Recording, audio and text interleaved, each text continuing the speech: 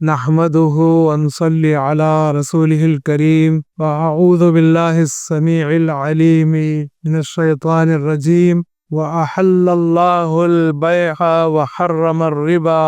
محترم صدر اجلاس، معزز حاضرین و خواتین، مسلسل آپ تمام ہی حضرات علماء کرام کے حلال و حرام کے موضوعات پر مختلف خطابات سماعت فرماتے رہے۔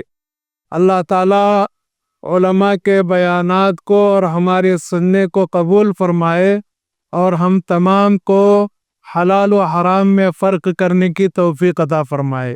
انسان کے لیے مال انتہائی ضروری چیز ہے، اس کے بغیر انسان کی زندگی نامکمل ہے۔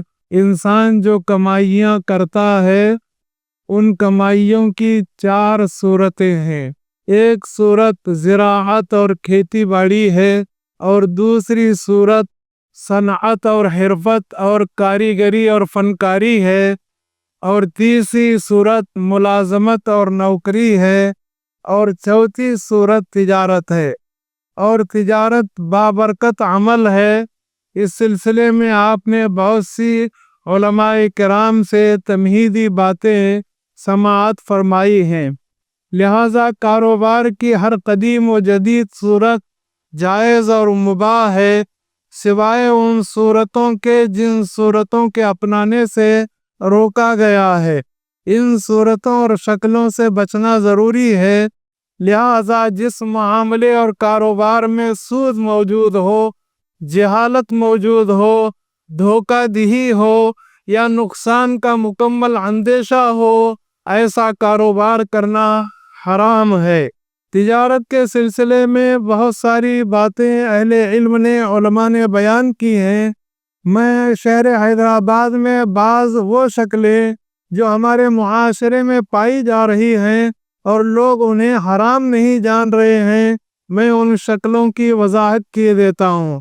ایک شکل یہ ہے کہ میری زمین ہے، میں کسی سے کہتا ہوں کہ آپ یہ زمین مجھے بیچنا ہے، سامنے والا شخص زمین کی معمولی رقم دیتا ہے، 1 لاکھ روپے دیتا ہے، اور 10 لاکھ زمین کے بیچنے کا وہ دوسرے سے سودا کرتا ہے۔ حالانکہ اس طرح کرنا جائز نہیں ہے۔ جب تک سامنے والا انسان مکمل زمین مجھ سے خرید نہ لے اور اس کی کوئی قیمت مکمل ادا نہ کرے، تب تک اس کے لیے بیچنا جائز نہیں ہے۔ یہ معاشرے میں عام بات ہے کہ دلال حضرات اور امیڈیٹر کیا کر رہے ہیں کہ سامنے والی پارٹی کو ایک بیانہ اور ایک رقم دے رہے ہیں اور پھر دوسری پارٹی سے سودا کر رہے ہیں۔ اس لیے کہ اللہ کے نبی صلی اللہ علیہ وسلم کا فرمان ہے، لا تبیع ما لیس عندک، اس چیز کو نہ بیچو جو تمہارے پاس نہیں ہے اور تمہاری ملکیت میں نہیں ہے۔ اور اسی طرح ہمارے معاشرے میں 2 طرفہ کمیشن دی جاتی ہے۔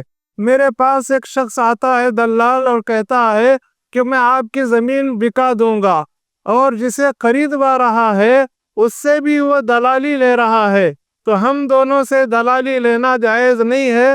یک طرفہ دلالی درست ہے بشرطے کہ بیچنے والا راضی ہو، اس لیے کہ 2 طرفہ دلالی اس میں سراسر دھوکہ ہے۔ جسے زمین دلائی جا رہی ہے اسے کہا جا رہا ہے کہ میں آپ کو سستے اور واجبی دام میں دلاؤں گا، اور جس کی زمین بیچی جا رہی ہے اس سے کہا جا رہا ہے کہ آپ کو بہت اچھی قیمت میں بکواؤں گا۔ تو اس طرح دھوکہ ہے، 2 طرفہ دلالی لینا یہ درست نہیں ہے۔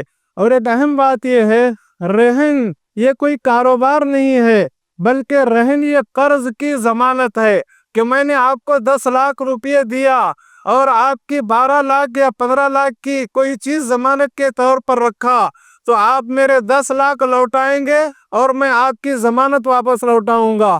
یہ رہن جو ہے کاروبار نہیں ہے۔ ہمارے معاشرے میں لوگوں نے رہن کو کاروبار بنا دیا ہے۔ یہ ضمانت ہے، اور ضمانت جو کہ تو واپس لوٹانا ہے۔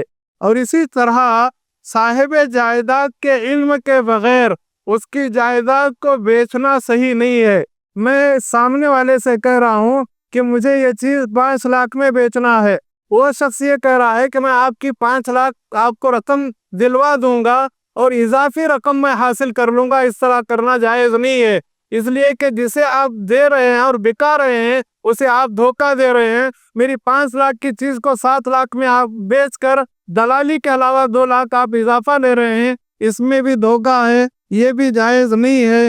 اور اسی طرح ایک اہم مسئلہ یہ ہے کہ قرض کی واپسی پر اضافی رقم دینا یہ احسان کے بدلے احسان ہے۔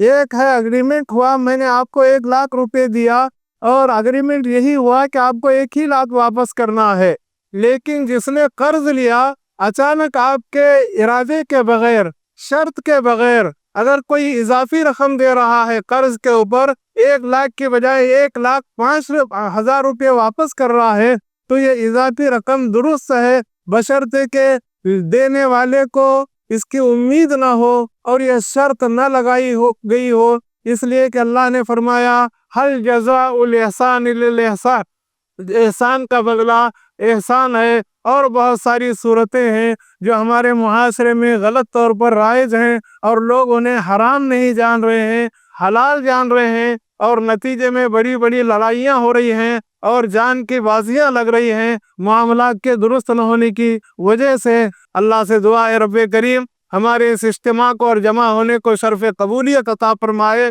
اللہ تعالیٰ اسی طرح ہمیں جمعیت کے پروگراموں میں شریک ہونے اور استفادہ کرنے کی سعادت نصیب فرمائے، آمین۔ وآخر دعوانا ان الحمد للہ رب العالمین، وصلی اللہ علی النبی الکریم، والسلام علیکم ورحمۃ اللہ وبرکاتہ۔